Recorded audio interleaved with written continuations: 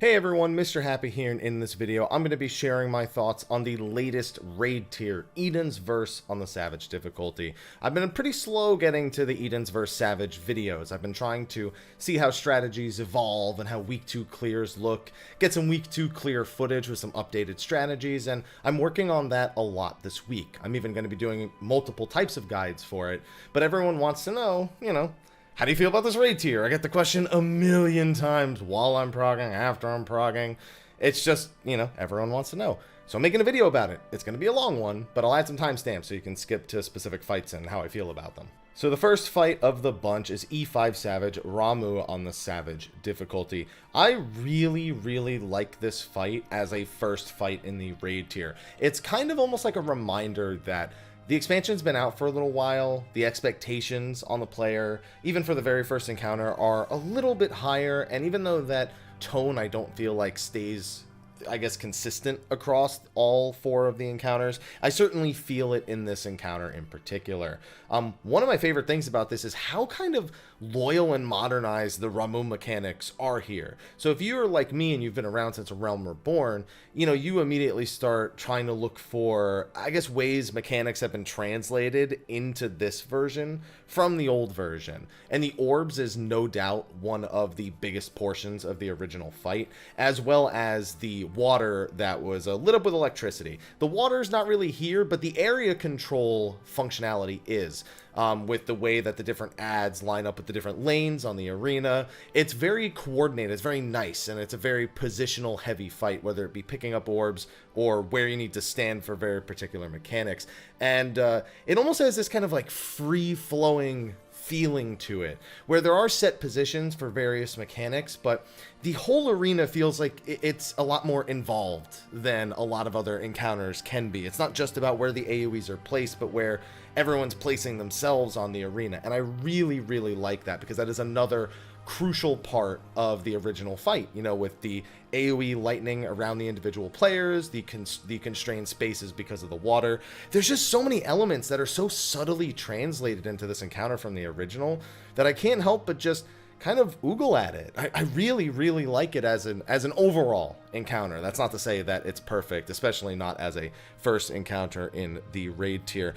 One big thing that this immediately sets a precedent for that I think they really need to look at and adjust for future raid tiers is tank involvement. So in E5 in particular, there are no forced tank swaps. You can have one tank always hold the boss, one tank always have the ad chasing them, and then the way that you handle brace is entirely up to you. Most people make the off tank do it, or they just swap between using the 2 tank invulns for the 2 different braces that you need to do. It's largely up to the group, but it feels like it's not that there's no tank involvement, it's that the tanks are more directly involved in the same mechanics as everyone else, and less doing tank-specific things. The few things they have to do are fairly interesting. Crippling Blow as a tank busters, whatever. But the ad that has to be kind of kited around, manipulation of the orbs, the stacks, that really feels very on-brand for this encounter. But I feel like this whole raid tier doesn't try to involve tanks in as many ways as it should. It doesn't encourage interaction between them. They just kind of both have their set roles, and that I feel could definitely use a little bit of an adjustment. Mechanically though, it definitely feels like a step up from E1 Savage. I think that's kind of a little bit of the chaos of the orbs, the chaos of chain lightning, even stepped, I think it's called stepped leader. I'm trying to remember off the top of my head, not step ladder, I think it's stepped leader. It's got all these just like little tiny things that require very precise positioning, but at the same time it's not like super strict. It's hard to describe how precise you want to be with this fight, but also how not strict it is to where you stand for any particular mechanic outside of like, 1 or 2. It's almost hard to put into words, because the fight's just chaos when things start falling apart, and I love it. This is one of my favorite first encounters that we've had in a very long time. I think my other favorite first encounter since the creator tier difficulty, it might be Chaos from Alphascape. I really liked him as a first encounter, and I feel like this supersedes that for a number of reasons. And I really liked Eden, but this still, I like this a little more. If I was a melee though, I probably wouldn't. There's a little really weird like forced downtime in this fight, especially even just right at the beginning with the 4 spears that let out the electricity. And downtime's not necessarily a bad thing, but I would certainly be like, oh, if I was, you know, playing melee in this raid tier. So I'm sure for healer and melee, it probably, or a healer in range, it probably feels like, you know, a little bit more, I guess, well put together than it might for a tank or a melee DPS. But overall, loved the phase and loved the music. I mean, the music is like a given across all of these. You know, even the recycled song that from Final Fantasy VIII that they used for E7 that they also used in the last tier.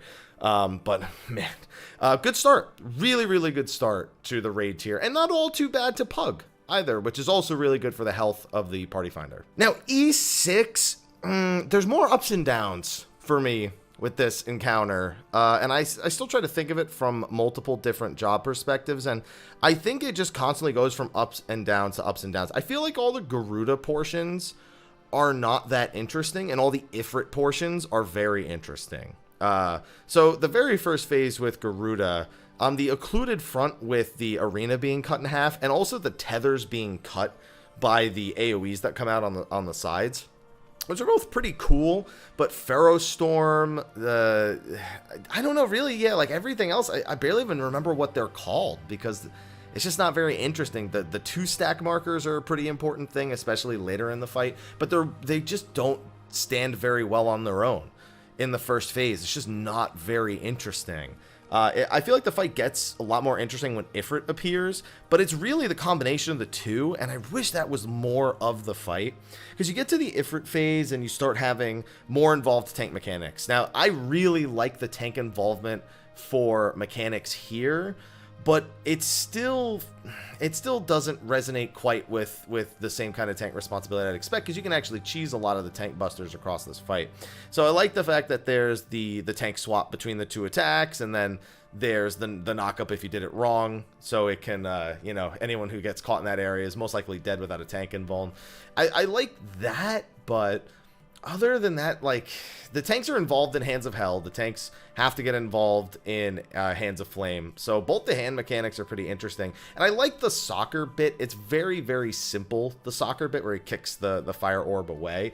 But again, like, these first two phases, there's nothing inherently wrong with them, but they certainly feel like part of a larger puzzle that doesn't get put together until the last phase. And the last phase is like half the fight. So it feels like a lot of slow prep to get to the point where you'll see all these things come together, and it gets a lot more interesting when that happens. The double phase is probably actually, for me, it was disappointing, kind of. And the more I talk about this, the more I realize, like, as much as I don't mind doing this fight, as much as I kind of have fun doing it, objectively speaking, like, I'm not very impressed with the entire first 3 phases of it.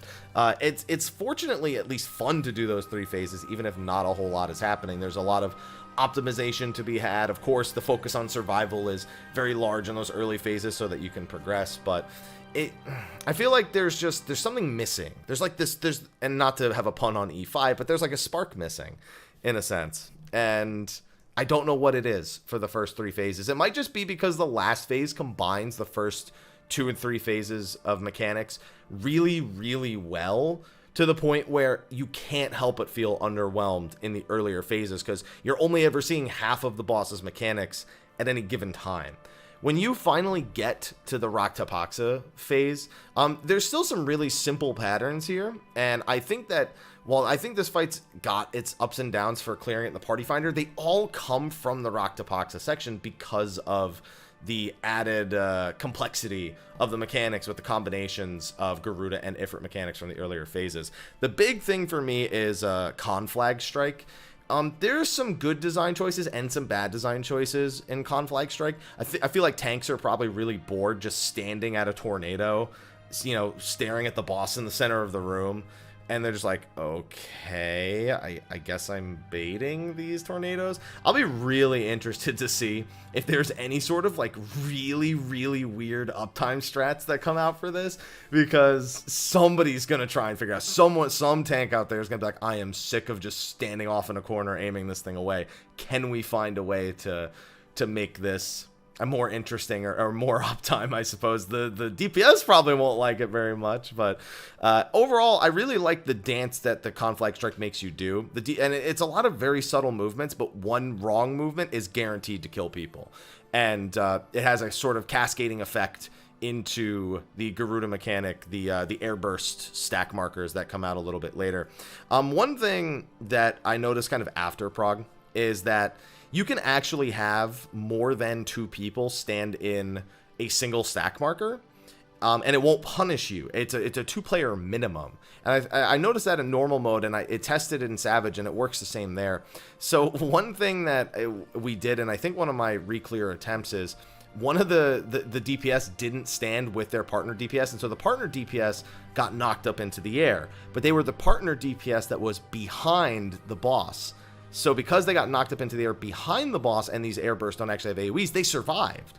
And so we realized that in the case of all the DPS screwing up the tethers, if you just stick a healer with LB3 behind the boss, even if they fail the airburst mechanic and get knocked into the air, they can probably land and get an LB3 off to save everyone.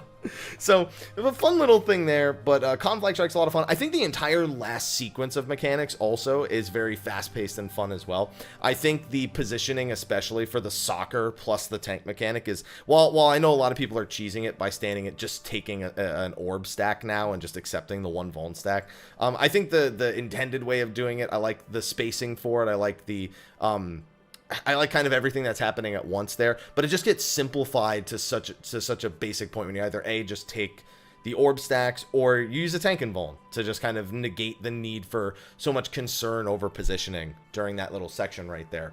Also, I guess enrage for this fight's kind of lame in a sense. It's 2 dodgeable Pharaoh Storms, and then a knockback, and then a Conflag Strike from the edge of the room, which, you know, you can't get behind the boss, so you're just dead. It's not so much, I don't really know if I could call it lame per se, but the fact that there's no sort of, most pre-enrage bosses have like a healing phase where there's like a bunch of AoEs back to back. Ramuh does it, E7 does it. E8 actually doesn't do it either. E8 kind of does its own thing. It just goes from the last mechanic straight into the enrage cast, which I also really like, actually. So the 2 Pharaoh Storms at the end here just kind of feel tacked on. I'm surprised that wasn't like an Inferno Howl or just some sort of AoE damage to heal through to force the healers to at least, you know, do a little bit of that at the end. It doesn't mean the healers get to go full DPS as long as no one gets knocked into the wall. Overall, even though there's a lot of ups and downs in this encounter, I still find it really fun to clear and really fun to execute because it requires such precise execution of the various mechanics. It's very visually satisfying and very sort of satisfying to the player when everything goes right. And to me, that's a very valuable asset. Even if you can objectively break it down and find flaws in any of the individual mechanics, how something feels when you're playing it is certainly more important than how it is when you pull it all apart. So I think E6 nails that. I probably will have fun doing it every week, but there's a lot of decision making that I would not like to see them repeat encounter-wise in future encounters. Now E7, I think E7, I don't know what it is with third fights in raid tiers. We've had a lot of really good ones, but we are always coin flipping the third encounter, whether it's fun or whether it's not. And there's something that happens in both E7 and E8 that I'm going to talk about, where a mechanic gets so visually complex, but it ends up, because it's so complex, there's very few ways you want to solve how you actually do it. And it makes figuring out the encounter actually way easier than it seems like it would be. And E7 has that problem a little bit more. E8 has that problem towards the very end of the encounter. But E7 against the Idol of Darkness, there's a lot of great concepts in this fight. The boss just standing on the north side of the arena, just like Leviathan did in the last tier, is not one of them. I think there's a place for things like this, like Titan, like Leviathan, where you have these phases, these omnidirectional phases where the boss can't move. However, when the whole fight is like that, it kind of brings me all the way back to Manipulator in Gordius. Stationary bosses, even if they're very visually like fluttering, where they're moving around a lot, not necessarily on the arena, but like all the elements of the boss are moving a lot, it kind of distracts you from the boss that's standing there. But every moment that isn't happening, it's almost just boring to be fighting something that's just kind of sitting there in one spot. That's my own personal opinion on it. And I feel like E7 actually exemplifies that more than even Leviathan did, because Leviathan has certain things that almost make you feel like you're not just hitting this stationary target, even when you totally are the entire time. So the big thing with E7, most people will judge, are the colored portals and the colored debuffs. Those are no doubt the biggest things people talk about. And at this point, that was a mechanic that was really awesome week 1. But as people get more time with mechanics, they figure out sort of the way that the mechanics function. Things get simpler, and it kind of ruins the enjoyment factor of everything. And that happens big time with the portals and the black and white debuffs. So in the early phase, when you do the first set of portals, there's this little dodge that needs to be done. So you need to be able to identify, you know, what color portal is, you know, attacking first and which one's attacking second. And luckily there's some pretty quick ways to figure out, you know, whether or not you can just stand still for the next one, or if you need to actually swap your dodging pattern. And it's such a subtle thing, but the fact that I actually need to dodge regardless of the pattern actually adds a more exciting element to it, because I am thinking about that dodge constantly, so my involvement in the mechanic feels a lot higher. Now I'm going to skip way ahead to when you have the black and white debuffs and you have to be doing the portals at the same time. Now that was just the scariest thing week 1, the thought of needing to track all of that has gone so far out the window that it is barely even a relevant factor when talking about the fight. So I did my week 2 re-clears with some fellow content creators, Zeno, Arthurs, Ori, just a bunch of people. I know I'm gonna forget names and all that just because I'm trying to do the video here. And Zeno had a great way of simplifying a way to interpret that second phase with the black-white debuffs and the red-blue portals. So essentially it was discovered elsewhere in another stream that the circles you get around you aren't lethal if you get hit by more than one of them. So you end up just taking like, you know, 60, 70k damage. You mitigate it a little bit, you know, bring that number down, heal up after, and you can stack all 4 people with that debuff. And then it's just a matter of making sure you get hit by the correct set of birds. So after figuring out where your stack belongs, Zeno said this. So we are doing this in the northeast corner. He said, if you look to the portal that's on the north side of the room, so right to our left, if that portal is red, then he goes, oh, the floor is hot, gotta move. And it means for every set of portals that those groups are swapping. So you know you'll go from like the north one to the south one to the north one. He said if it's blue, you just stand in the same spot for all 3 of the birds. I have that mechanic that seemed so scary, that seemed like people were going to dread it, no one was going to be able to figure it out. It just blew the door wide open. Those 2 combined elements essentially make the scariest mechanic in the whole fight one of the least scary mechanics, even almost less scary than the first set of portals, oddly enough, where there's even less mechanics going on. So it's crazy to me, man, how much that kind of destroys the level of enjoyment I had on it week 1, because I understand it so much more in the second week. Now, I will say there are some other elements here that I think are well done. I think the teleporting with the arena being cut off is well done, whether it be from the placed AoEs or the rocks that separate the arena. I think the ad phase, which is very reminiscent of the old turn 11 back from the Realm Reborn, is very reminiscent of that ad phase. I really like it. It's a much more involved ad phase than I think we've had in at least a fairly long time, and that's going to hold true for E8 Savage as well. And I'm glad, because we had one ad phase in all of the last raid tier, and it was a super lame one. Just stack up the ads, make sure they don't cleave both the tanks, and AoE them down, throw one silence out, and you're done. There's silences here, there's stack markers here, there's teleports here, there's an ad that can rotate clockwise or counterclockwise, can't control, there's donuts, there's point blank AoEs. It's a really well done ad phase, and I'm glad to see them kind of revive this triple ad phase idea that they've used in the past, because I think it works really, really well. I also think that despite the black and white, red and blue portal debuff thing, I think the whole idea is really good. I liked it with Neo X Death as well. Make sure you get hit by the right debuff or you die, or make sure you get hit by the right attack while you have the right debuff or you die kind of thing. And I like it when they use debuffs and mechanics consistently across an entire fight. So as much as I think the execution gets very simplified, at least for the portal mechanic, it's still a really good idea that requires a little bit of on-the-fly thinking with some of the other mechanics. You know, you just need to know where you need to go at any given point with these debuffs, or you will die. It's just outright. Your punishment is death, and it's guaranteed. And I'm glad that they've done that here. So as much as, you know, I think it's the most boring fight to do in the raid tier, it has a lot of redeeming qualities. I just don't think it's going to age very well. I think it'll age about as poorly as Leviathan did. But, you know, maybe ask me again in a couple more weeks after I've done it a few more times. Maybe I won't be as bored as I thought I was. And finally, we get to E8 Savage. Oh boy. This encounter is definitely going to be divisive whether people like it or not, because the most direct comparison is going to be to Titan. This is a very long fight. It has a cutscene in the middle of it, which people are, you know, probably never going to agree on whether that's a good idea or a bad idea. But I will say, I loved how well, you know, I kind of skipped over this fact with Garuda and Ifrit, talking about how well integrated their older mechanics were with newer ideas. And Ifrit and Garuda did it well, but because I felt like all the elements just never paid off quite as well as Ramuh did, and I don't think they pay off as well as Shiva does. My goodness, man. Whether it be references to like Shiva, like the OG Shiva, like Final Fantasy across the Final Fantasy universe Shiva, references to things like double slap, which is a common skill that Shiva actually has in other Final Fantasy games.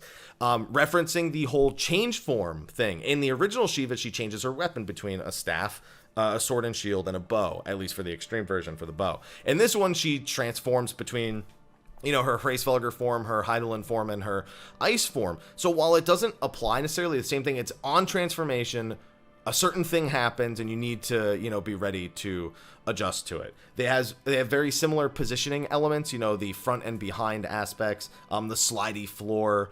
It's, you know, in the old one, touching the wall froze you and you died. In this one, there's a debuff that freezes you. There's the rotating, literally the circles in this, people call them to this day Shiva circles. If they played back in A Realm Reborn, the rotating icicles falling from the ceiling.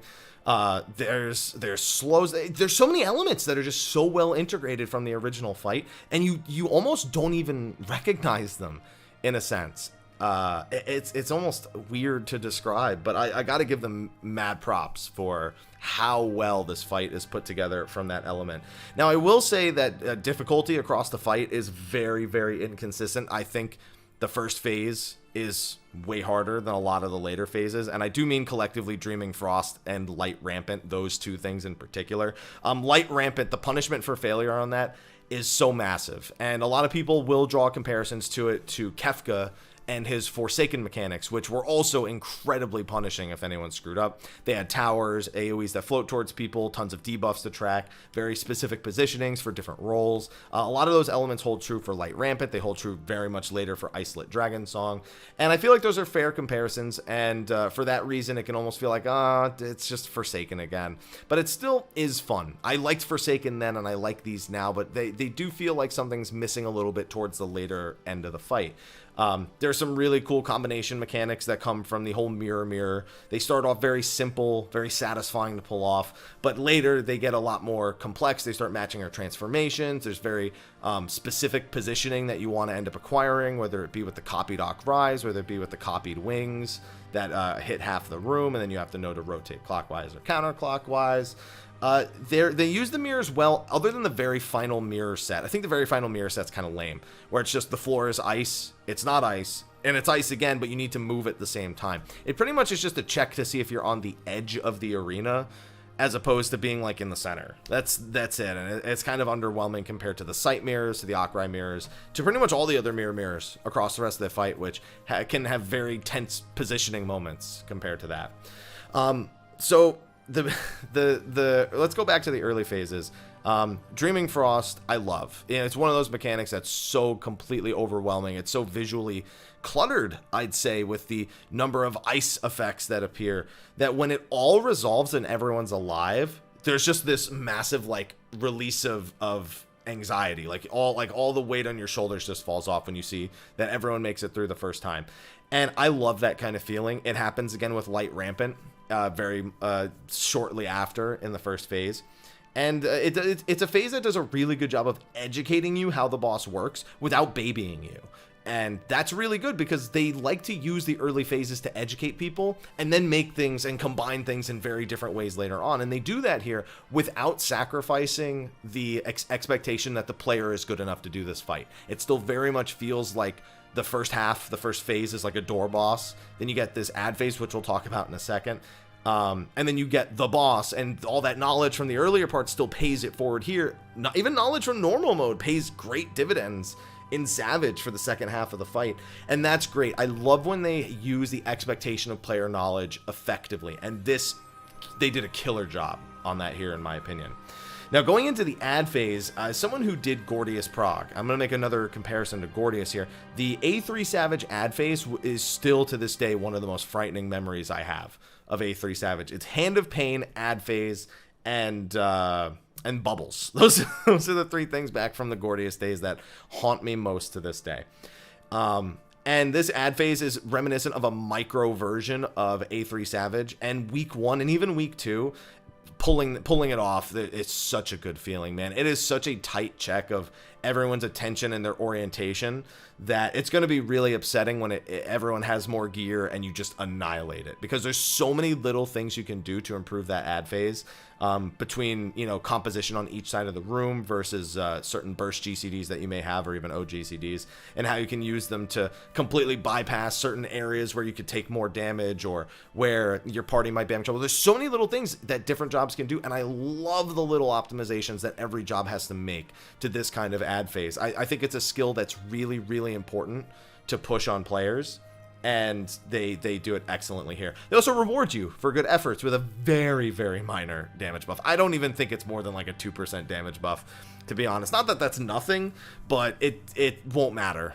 People will, at some point, if their group is struggling, people with enough gear will just let ads through. I have no doubt about that. But then again, if you don't have the DPS to do ad phase, I have to question how you're going to do in the later phases. You know, making a mistake and letting something through by accident is one thing, but if you're incapable of ever passing that ad phase perfectly, I start to get scared for how you'll manage with the later phases. But again, I'm glad they've done ad phases way better here than they did with the one ad phase back in Eden's Gate.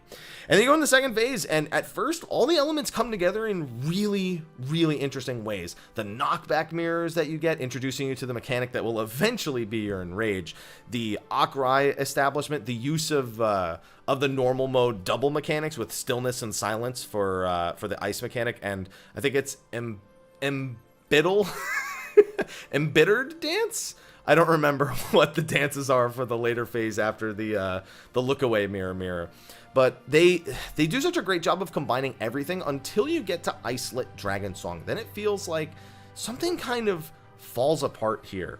So Icelit Dragon Song is meant to be a combination of Dreaming Frost and Light Rampant, but it takes away the hardest elements of both and leaves you with something that I won't say is easy, but because of the elements that are gone, I brought this point up kind of in E7 where I said there's almost a point where the complexity is so elaborate that it eliminates means of actually doing the mechanic properly, which leaves you with one option, which then makes it very simple to solve and execute every time.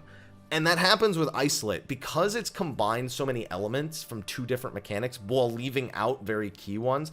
It's gone to just that enough of that complexity point that it isn't even as hard to do as just the Light Rampant on its own. It just requires a very particular method of figuring it out that might be a little bit more in depth than those previous mechanics were. I feel like the fact that the orbs from Light Rampant in particular are not here, as well as the rotating Shiva circles, or even the actually, no, the GA100s really wouldn't have changed much, the AoEs. So yeah, I think it's the orbs and the rotating Shiva circles. I think if both of those elements were part of Icelit Dragon Song, then things get a lot more complicated in regards to positioning. Even if you don't really think of them too much, I think the orbs from Light Rampant are the most important thing that aren't here. If those were here, this would be a significantly tougher encounter, because there'd probably be a lot more on-the-fly setup for the 4 DPS, who I'd assume would be getting these every time, or they would have to, or it'd have to be something less consistent with the tanks and the healers, meaning DPS need to know if they're responsible for a knockback tower, they're responsible for a center tower, or if they're responsible for you know, the center tower at the end. There'd be so many different elements that would take place, but they'd also have to retool certain ways that this specific part works in order to even add the orbs. But it ends up just feeling easier than Light Rampant. I feel like once you get past Light Rampant in the add phase, there's certainly tough parts, but this isn't as big brain or tough as it might seem your first time doing it. The next mirror after is the ice one with the Akrise. That one's the easiest mirror of them all.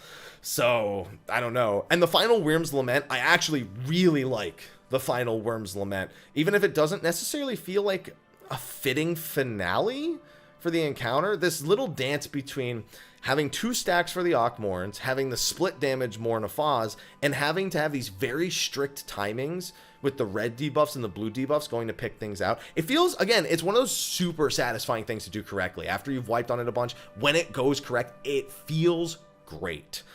But it also suffers from so much complexity, there's only one feasible way to do it. The only sort of variation is if you have tank invulns for the Mornafaz, which means you don't need to stack up for them, which eliminates a great deal of effort required here. And most groups will almost definitely use 1 or 2 tank invulns, depending on what kind of uses you're using for them earlier in the phase and what jobs you're actually bringing. Warrior Gunbreaker has a pretty good spread where you can Super Bolide the very first Mornafaz when you go into the last phase, then you can home gang the double slap, and you have both home gang and Super Bolide for the Mornafaz towards the end. So that works out great. Paladin's a little tougher because they have Hallowed. I don't know how it works specifically with Hallowed timing, if you can use it on the first Mornafaz and then use it on the third one in the last phase. I'm not sure how that works, but again, because it's always tanks with the red, always healers with the blue, always, you know, 2 DPS with red, always 2 DPS with blue, it sets the way you have to do the mechanic. There's almost no way that you just don't immediately go, well, then clearly we have to do this. It's like takes 1 pull to figure it out. So again, a little bit too much complexity, so much so to the point where there's only one feasible way to actually do the mechanic. But it is still a very satisfying mechanic to do correctly. And again, the fun factor is what matters above all else, because we're going to be doing these fights for quite a long time. The Enrage, I feel like they could have done so much more with the Enrage here. If you even just think back to normal mode, the way that the final Enrage works there, I don't think that was an unfeasible thing to do, sort of, in the Savage mode. I feel like it had room to be more interesting, but instead they go with kind of the generic, you know, the boss is going to kill you in 1 hit at the end of these cast bars kind of thing. And I feel like Shiva could have been an experiment to do more of it, but with the cutscene you're already seeing at the midway point in the fight, which, again, whether or not you like the cutscene is up to you. I like it because my cooldowns all come back up. I can actually play around that delay to focus on where my cooldowns will be at the start of this phase, and I kind of like that extra element. Plus, I don't have to actually do anything during the cutscene. If it was an ATE and I had to actually be attending to my keyboard, it'd be one thing, but this is almost like a break. Reset my mind. I've got an 8-minute encounter to do after this. Let's get it done. I like that little mental reset that comes with it, but it certainly will get tiring after a few weeks. But that last phase, the Enrage could have been so much cooler for this fight. There's nothing wrong with it. It fits the bill. But it could have been cooler, and that thought won't ever leave me. Now, having said that, we've talked about all the encounters at this point. I find this raid tier overall to be stronger than the last one. Voidwalker in the last tier didn't age very well. Eden didn't age. It's about how these fights age over weeks and weeks of doing them, and less about that initial recency bias we have on them. So I had a lot of fun with E1, E2, and E4 on the first week. They were a lot of fun to me.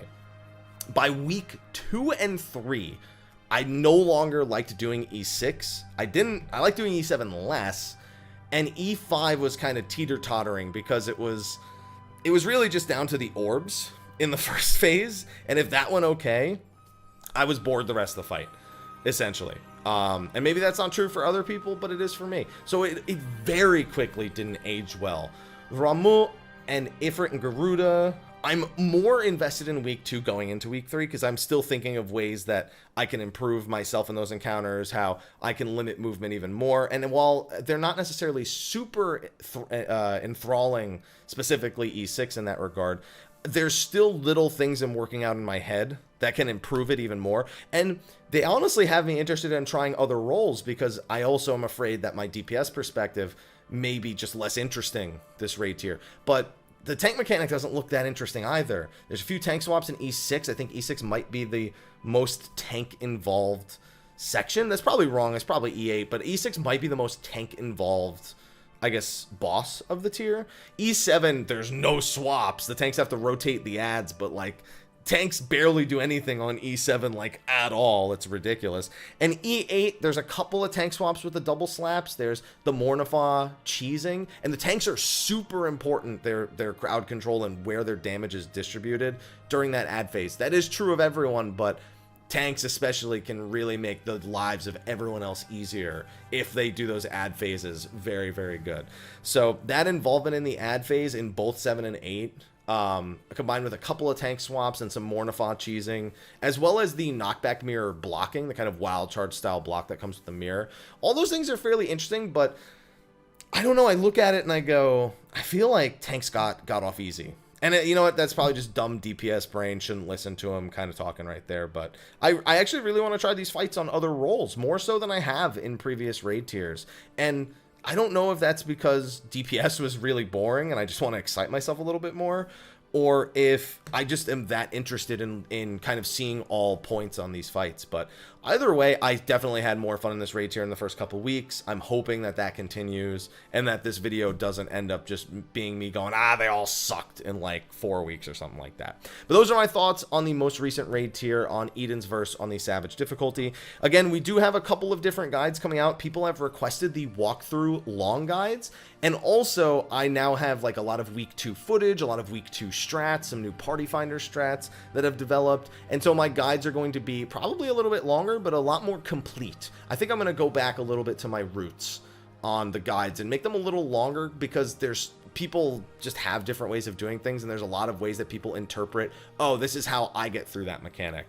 And I kind of just like being that. That's how I got started, and I feel like I'm going to the only difference being I'm going to take my time a little bit more with these encounters and with these guides, and really try to put something together that I'm proud of, I think, instead of just cramming something out. So that's what my goal is, and hopefully if you've watched to the end of this video, you can respect that that's why the guides have taken a whole lot longer this time. I don't care how many views they get. I don't care how many people use them. I just like making them. But anyway, that's going to be a wrap for my thoughts video on Eden's Verse on the Savage difficulty. Be sure to like, favorite, subscribe, and share, and stay tuned for those guides, as well as some other videos that are going to be coming out, both Final Fantasy XIV and otherwise across the channel. I will see all of you in the next video, and until then, take care.